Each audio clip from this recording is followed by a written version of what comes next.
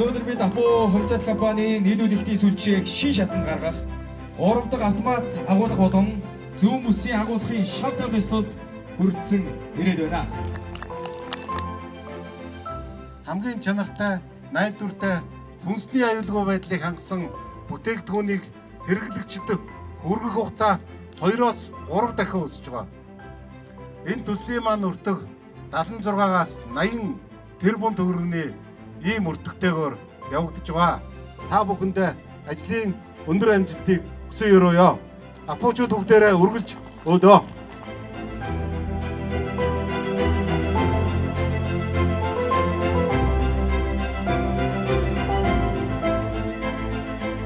Энэ хамгийн чухал юм бол хэрэглэгчд маань хүнсний аюулгүй байдлыг хангасан чанарын хамгийн өндөр түвшинд гарч байгаа бүтээгдэхүүнийг хамгийн богино хугацаанд хэрэглэгчдийн гар дээр ийм л зорилготой.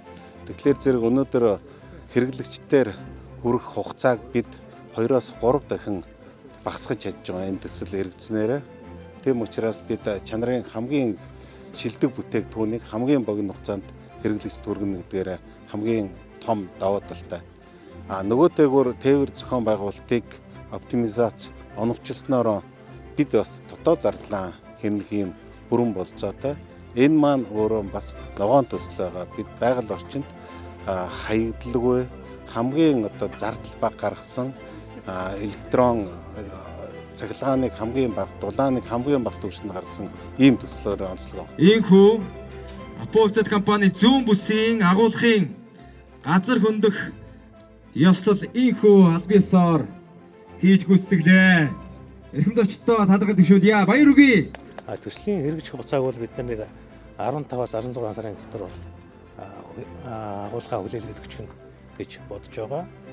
За гол онцлог нөх юм бол тухайн агуулгатай бид нар бол хүний үйл ажиллагаанаас аль болох зайлсхийх оролдож автомат шийдэлтэй энэ асуудлыг шийдэж байгаа. Тэгээд нийт талбай хэмжээ нь бол бас нэлээд томдоо орно. Монгол улсын агуулгын тухайд бол жишээл 12,000 м² талбайтай юм хөл бүтэн зохицлоор байгаа.